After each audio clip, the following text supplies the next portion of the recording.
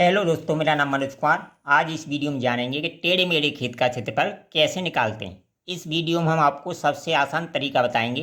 देखिए, जब भी हमारे पास टेढ़ा मेढ़ा खेत हो तो हम क्या करते हैं, आमने सामने की भुजाओं को जोड़कर उसकी लंबाई चौड़ाई का औसत निकालकर और एरिया निकाल लेते हैं। इस तरीके से हमारा जो क्षेत्रफल है वो सटीक आंसर नहीं आता है। यानी आमने सामने की भुजा जोड़ी, औसत लंबाई और चौड़ाई जोड़ा, औसत लंबाई निकाल ली, औसत चौड़ाई निकाल ली, एरिया निकालने के लिए लंबाई गुणा चौड़ाई कर दिया। तो इस तरह हम क्षेत्रफल निकाल लेते हैं। ठीक है, इससे जो हमारा आंसर आता है वो सटीक आंसर नहीं आता है। तो सटीक आंसर निकालने के लिए सबसे पहले किसी भी प्रकार का खेत हो, आपको उसे दो भागों में बांट लेना है। या तो इधर से आप दो भागों में बांट लो, या इधर से आप दो भागों में से बांट लो। अब इस तरह हमें दो त्रिभुज प्राप्त हो जाते हैं, एक और दो। अब अलग अलग त्रिभुज का क्षेत्रफल निकालोगे तो इससे हमारा सटीक आंसर आएगा। इसके लिए हमें चार फॉर्मूले याद होने चाहिए। ठीक है, तो कैसा भी खेत हो, कितना भी टेढ़ा मेढ़ा खेत हो, उसका क्षेत्रफल आप आसानी से निकाल सकते हैं। देखिए, इस टाइप के चार त्रिभुज बन के तैयार हो जाते हैं। कैसा भी टेढ़ा खेत हो, त्रिभुज चार ही प्रकार के रहेंगे। या तो समबाहु त्रिभुज बनेगा एक उसमें, या विषमबाहु बनेगा, या समकोण बनेगा, या समुद्रभाव बनेगा। ये चार ही प्रकार के त्रिभुज हैं। कितना भी टेढ़ा मेढ़ा खेत हो, अगर ये फॉर्मूले आपको याद हैं तो आप किसी भी खेत का क्षेत्रफल आसानी से निकाल सकते हैं। अब देखिए, चलिए वीडियो को शुरू करते हैं। ये तो बताया मैंने आपको किस तरह निकालना है।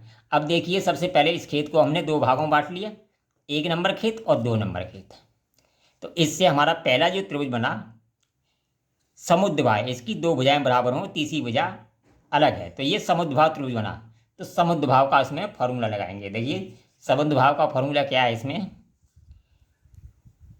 a/4 अंडर के अंदर 4b² - a², इस फॉर्मूले से निकालेंगे। और दूसरा त्रिभुज बना हमारा समकोण त्रिभुज बना। तो समकोण त्रिभुज का जो फॉर्मूला होता है वो 1/2 आधार गुणित ऊंचाई होता है।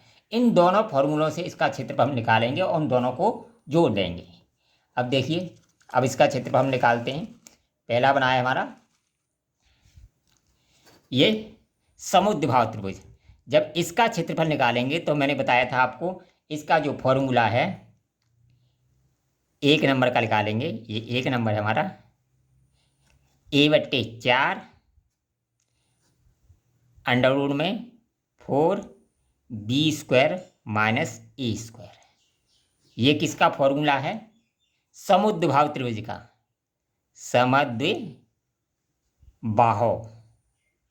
समुद्रभाव त्रिभुज का फॉर्मूला है। इसमें इसकी वैल्यू रख देंगे। तो ए मानते हैं हम, जो ए उसको मानते हैं, उन भुजाओं को मानते हैं जो दो एक जैसी हों। यानी ये दोनों ए है हमारी। सिंगल जो डबल भुजा जो है उसको ए मानते हैं, जो सिंगल भुजा है उसको बी मानते हैं। ये हमारी बी है और ये दोनों ए है। तो 36/4 4, अब इसको लिख लिया हमने 4 गुणा बी कितना है 50, 50 गुणा 50, ठीक है, -36 गुणा 36। ये हमने लिख लिया। ठीक है, अब देखिए ए को इससे चार्टा तो ये तो आ गया 9, हमारा 9 आ गया। अब इनका गुणा किया 55 25 25 चौका 100, यानी 2 जीरो और आगे बची हुई हैं 1000 10,000 माइनस 36 गुणा 36 किया तो ये आ गया 1296, 1296। इसमें से इसको हम घटा देंगे। ठीक है, 9 तो हमारा ऐसा चल ही रहा है, आगे घटा देंगे तो ये आ जाएगा 8704 और ये 9।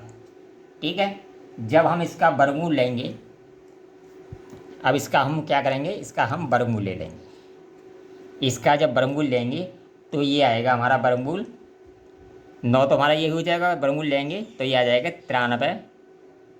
93.28 बराबर, इनका जब गुणा करेंगे तो ये आ जाएगा 839.52 मीटर स्क्वायर, 52 मीटर स्क्वायर। एक क्षेत्रफल तो हमारा ये आ गया और हमारे पास बचा है एक समकोण त्रिभुज। तो समकोण त्रिभुज का क्षेत्रफल होता है, अब क्या बचा हमारे पास, समकोण त्रिभुज। जो समकोण त्रिभुज का क्षेत्रफल होता है वो होता है समकोण त्रिभुज। इसका जो क्षेत्रफल होता है वो 1/2 आधार गुणित ऊंचाई होता है।